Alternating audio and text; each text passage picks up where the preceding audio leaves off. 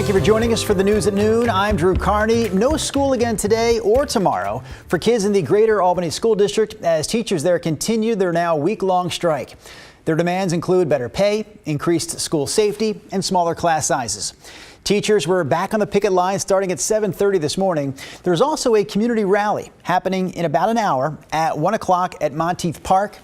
The teachers union says more than 20 hours of mediation over the weekend ended with no new agreement. The district says their latest offer includes a 7% raise for all teachers with a 9% raise for senior teachers. Mediation between the two sides is set to resume tomorrow. Classes were also canceled again today at both high schools in St. Helens. The St. Helens School Board Chair resigned on Friday, and both the superintendent and the St. Helens High School principal were placed on leave. All of this follows last week's arrest of both a current teacher and a former teacher at St. Helens High. Both of them are accused of sexually abusing several students. Current teacher Eric Stearns and former teacher Mark Collins, both in court last week, both pleading not guilty.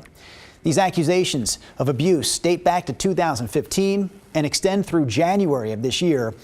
Police say a 2007 St. Helens graduate is responsible for launching their investigation. In September, he emailed the school safety tip line and shared comments that St. Helens students made on a TikTok post that he created about teachers acting inappropriately.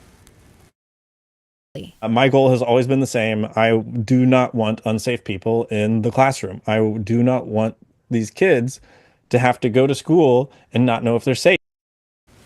As part of our coverage of this still developing story, our team at The Story wants to talk to people in the St. Helens community, people with more information about all this. So if that's you, you can send an email to thestory@kgw.com, or you can call that number you see on the screen. It's 503-226-5090.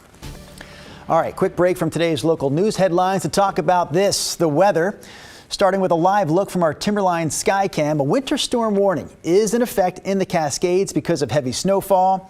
Having said that, we're going to bring meteorologist Rod Hill into the mix. So Rod, can I ask you, how much snow have they already seen up there? Because it looks like a lot already. Yeah, so get this, Drew, and I've got some pretty astounding information to give you. So they picked up 25 inches, basically 2 feet, at both Meadows and Timberline going back to yesterday.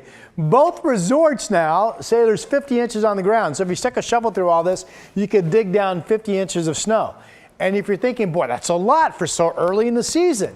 Yes, it is. In fact, to find this much snow on the 18th day of November, you have to go back to the 2010 season. 2010, well more than 10 years ago. And that was a year that on Thanksgiving weekend, Timberline had 60, Meadows had 47 on the ground, and even Ski Bowl had 37 on the ground. Ski Bowl's picked up a foot, and they didn't lose it. They kept it, and it was a terrific snowpack year moving forward. Maybe we'll be that fortunate again this time around. Now, the bad news is, Drew mentioned the winter storm warning up until 10 o'clock this evening. There's definitely a negative impact for travel, of course. Heavy snow, including a pass level.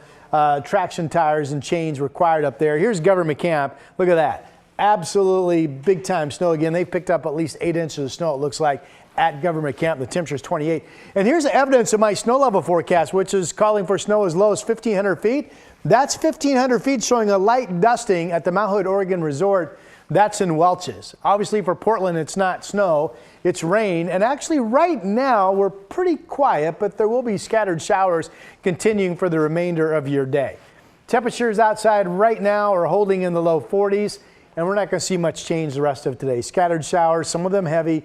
Temperatures, you can see hour by hour, 43 at 4 o'clock would match what our current number is. Pretty impressive snow totals up there, Mr. Carney. All right, Mr. Hill, we'll see you here in a few minutes.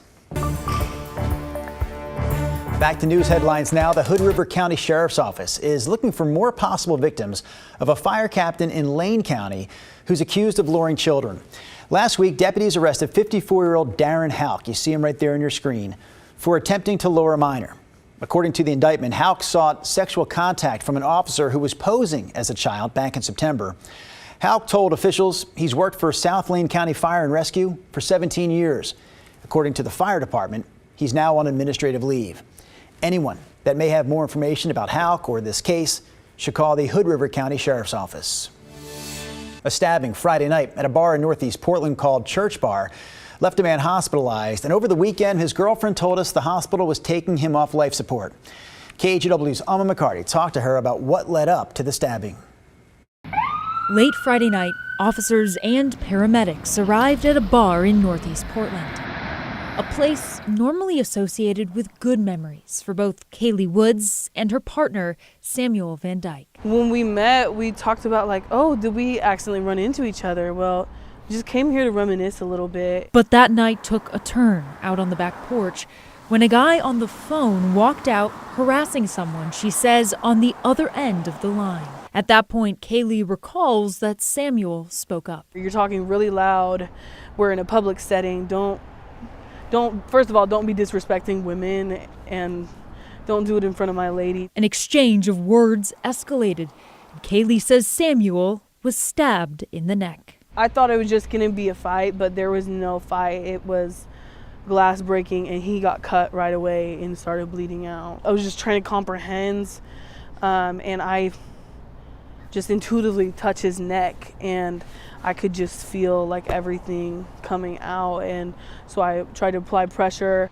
Although Portland police initially called his injuries serious but non-life-threatening, Kaylee told KGW Sunday afternoon the attack left him hospitalized and on life support. Unfortunately, he is being taken off life support in a couple hours.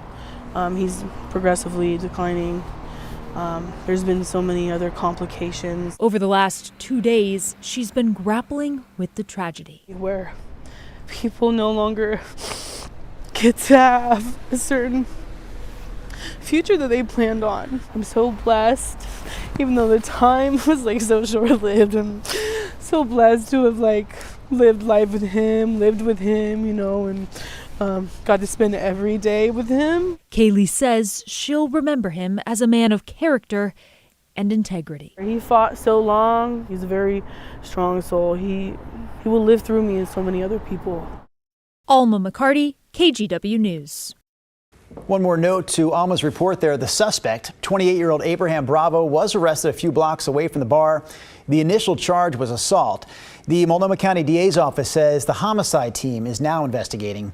Bravo, we know, is scheduled to make his first appearance before a judge just over an hour from now.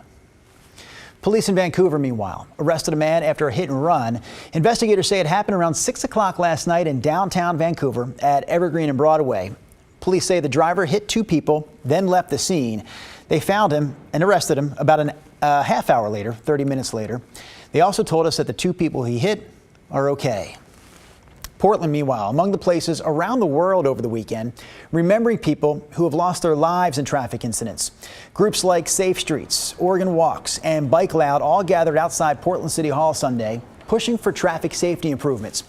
We heard from some people who talked specifically about accidents that killed either family members or friends. This was a crash that was totally preventable if the crosswalk had been designed differently.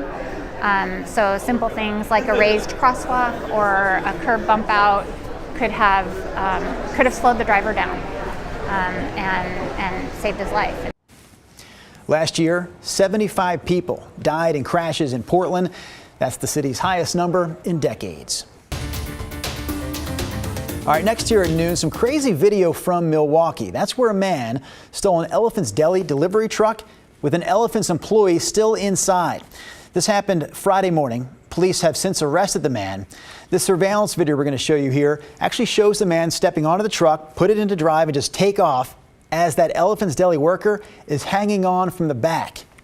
Eventually, items started flying out the back of the truck. We spoke to that worker who says she eventually jumped off.